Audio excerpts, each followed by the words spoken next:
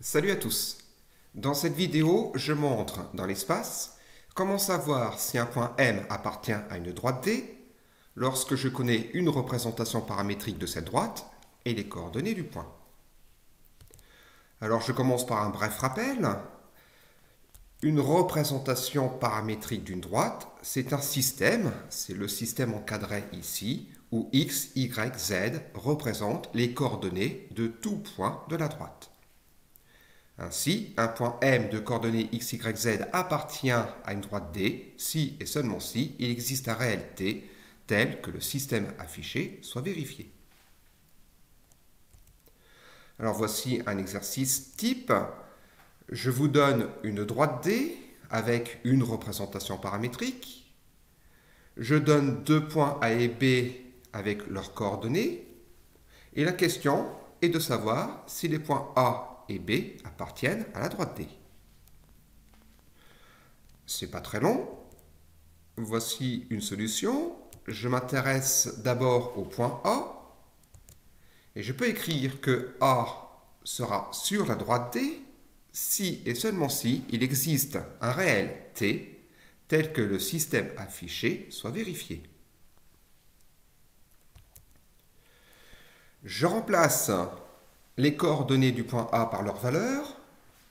J'obtiens donc un système où en fait il y a trois équations indépendantes avec comme inconnu à chaque fois l'inconnu t. Je vais résoudre séparément ces trois équations et j'obtiens pour chaque équation t est égal à 4. Je peux donc écrire que lorsque t est égal à 4, les coordonnées du point A vérifient la représentation paramétrique de D. Effectivement, j'ai repris la représentation paramétrique, j'ai remplacé x, y, z par les coordonnées du point A. J'ai résolu les trois équations qui composaient ce système pour à chaque fois trouver la même valeur pour t.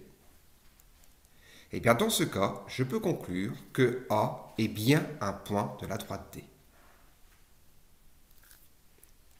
Je vais procéder de la même manière pour le point B.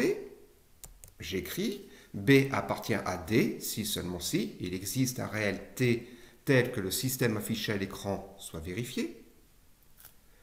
Je vais remplacer xb, yb, zb, c'est-à-dire les coordonnées du point B par leur valeur. J'obtiens comme précédemment trois équations indépendantes où l'inconnu est la lettre t. Je résous ces équations. Et là, il se passe quelque chose de différent. C'est que je trouve t est égal à 1 pour les deux premières équations, mais t est égal à 2 pour la dernière.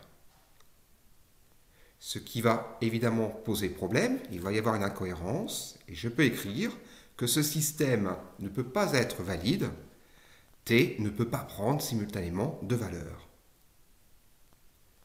Je suis dans le cas où lorsque je remplace x, y, z par les coordonnées du point B, j'obtiens au final un système qui n'admettra pas de solution. Ou en tout cas, je n'aurai pas de valeur unique pour le paramètre t. La conclusion de tout cela, c'est que B n'est pas un point de la droite D.